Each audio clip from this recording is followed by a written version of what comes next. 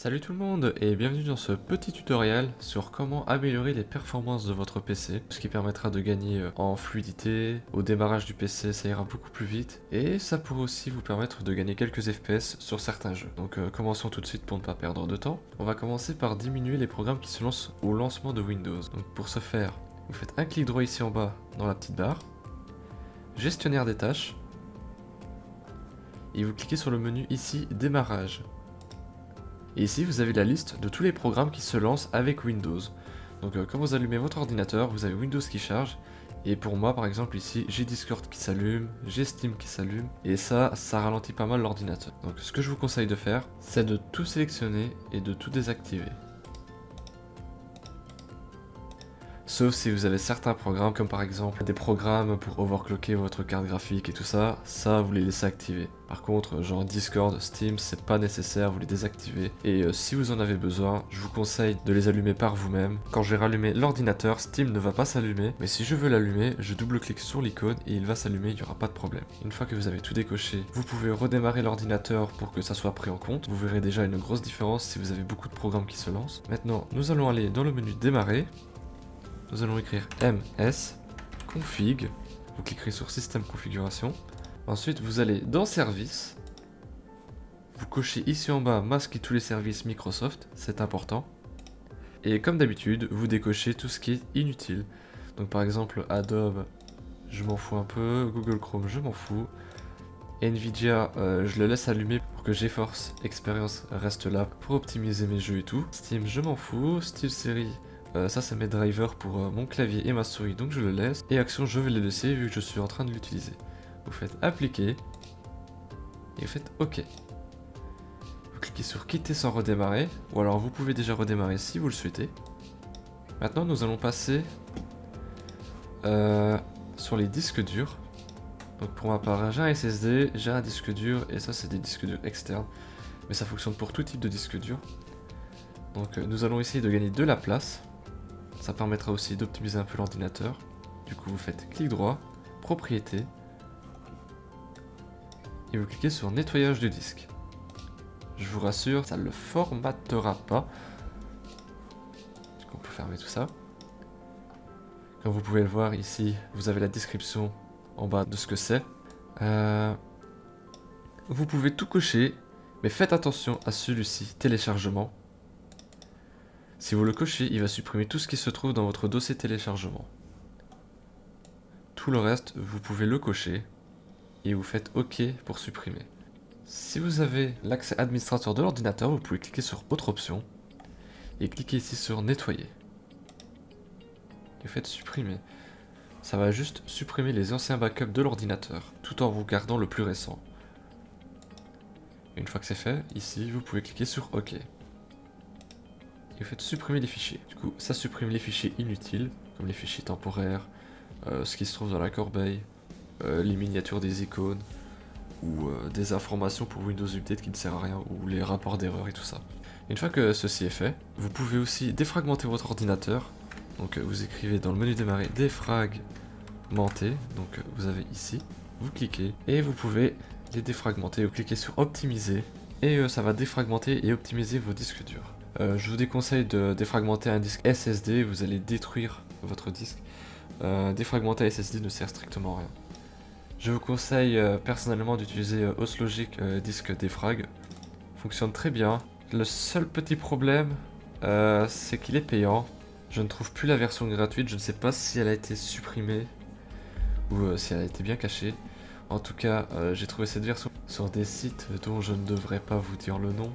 Sinon je vais me faire striker, mais je vais vous l'écrire ici, sur ce genre de site. Si vous cherchez aussi pour Adobe et tout ça, vous savez où le trouver. Je vais éviter de dire les mots. Donc nous pouvons passer à la suite. Vous retournez dans le menu démarrer et vous écrivez ce PC. Vous cliquez. Et vous faites clic droit ici dans le vide, propriété. Cliquez ici sur paramètres système avancé. Ensuite ici à l'onglet performance, cliquez sur paramètres. Alors je vais fermer les autres fenêtres pour que ça soit plus clair. Vous pouvez cliquer ici sur ajuster afin d'obtenir les meilleures performances. Je vous préviens, Windows va devenir dégueulasse. Ok, vous pouvez le voir, hein, les fenêtres c'est dégueu. La police est un peu plus sale, je ne sais pas si ça va se voir sur l'enregistrement, mais je trouve ça dégueu à lire. Personnellement, je laisse Windows choisir et vous pouvez décocher les trucs qui vous semblent inutiles. N'oubliez pas de cliquer sur appliquer. Par exemple, afficher les ombres sous le pointeur de la souris. Franchement, ça change pas grand chose. Vous avez une petite ombre sur la souris. Mais juste désactiver ça, ça évite à Windows de faire des calculs sur les ombres. C'est déjà pas mal. Donc moi je préfère laisser Windows choisir. De toute manière, ça ne change pas énormément de choses, sauf sur les vieilles configurations. Donc appliquer. Ensuite vous pouvez aller sur l'onglet avancé. Et ici dans performance des applications, vous cochez les programmes pour que les programmes qui soient devant aient le maximum de performance. Donc par exemple, imaginons, j'ouvre Google Chrome. Ici, il est au premier plan, il aura toutes les performances. Par contre, si je le mets en dessous, les performances seront moins élevées. De toute façon, ça sert à rien d'avoir des performances sur un programme en arrière-plan. Ici, dans mémoire virtuelle, de toute façon, c'est écrit ici en dessous dans la description, c'est un fichier d'échange, donc une zone du disque dur que Windows utilise comme s'il s'agissait de la mémoire vive ou de RAM. Donc ici, si vous possédez pas beaucoup de RAM, donc par exemple 8 Go ou même encore en dessous, je vous conseille vraiment d'utiliser ça, ça devrait quand même changer les performances de votre ordinateur. Mais si vous avez beaucoup de RAM, comme moi j'en ai 32, ça sert un peu à rien. Donc voilà, ici vous cliquez sur décocher, vous sélectionnez du disque dur où vous voulez louer un espace qui sera un peu comme de la RAM. Donc ici, moi c'est un disque dur mécanique ici, et ici c'est un SSD. Je vous déconseille d'utiliser le SSD car ça risque de l'abîmer fortement. Du coup, sélectionnez un disque dur. Si vous n'avez pas le choix, prenez le SSD, mais évitez d'en mettre de trop. Donc par exemple, je vais prendre mon disque dur ici. Je clique sur taille personnalisée. En taille initiale, vous pouvez mettre 2048 pour 2 Go si vous voulez. Et en taille maximum, je dirais 8192 mégas pour faire 8 Go. Et vous cliquez sur définir et vous faites OK. Et ensuite OK encore ici, et puis vous redémarrez votre ordinateur pour que ça prenne effet. Après ici, comme je vous l'ai dit, j'ai 32 Go de RAM, ça me sert un peu à rien. Dans le pire des cas, vous cliquez ici sur gestion automatique des fichiers d'échange.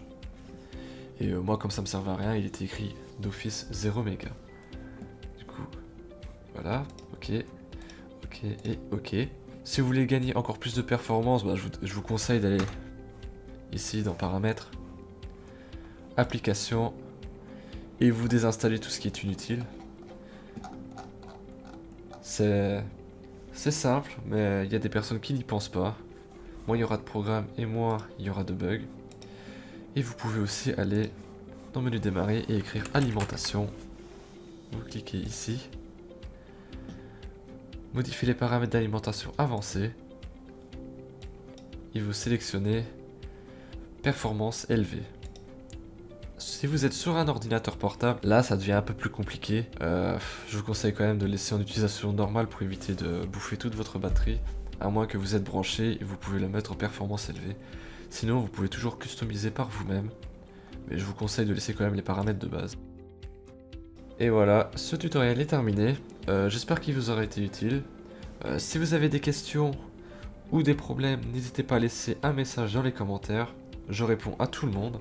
Je laisse toujours un like ou un cœur pour dire que j'ai lu le message. Et n'hésitez pas à liker la vidéo et à vous abonner. Et je vous dis à la prochaine.